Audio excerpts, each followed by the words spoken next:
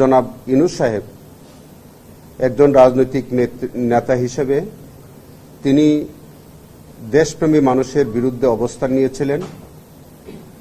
সাধারণ মানুষকে জঙ্গি ট্যাগ দিয়ে তাদের উপরে নিপীড়ন চালানোর জন্য নানান কৌশল বা নানান পরিকল্পনা এর সাথে তিনি জড়িত ছিলেন, যার ফলশ্রুতিতে বহু লোকের হতাহতের ঘটনা ঘটেছে, মানবতা বিরোধী অপরাধ সংঘটিত হয়েছে।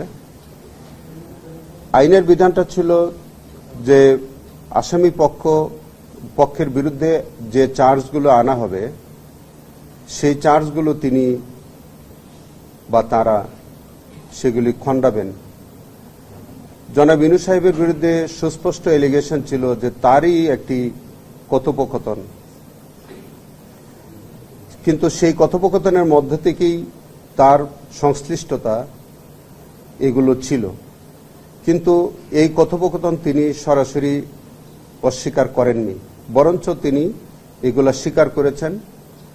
বরঞ্চ তার আইনজীবী বলেছেন যে তখন যারা আন্দোলনকারী ছিল তাদের আন্দোলন এই কার্যক্রমটাকে তারা টেরোরিস্টদের কার্যক্রম বলে তিনি আখ্যায়িত করেছেন এবং টেরোরিস্টকে প্রিভেন্ট করার জন্য বিভিন্ন কার্যক্রম বা বিভিন্ন রকমের পদক্ষেপ তারা নিয়েছেন বলে তিনি তাদের এই কার্যক্রমকে বরঞ্চ জাস্টিফাই করার চেষ্টা করেছেন।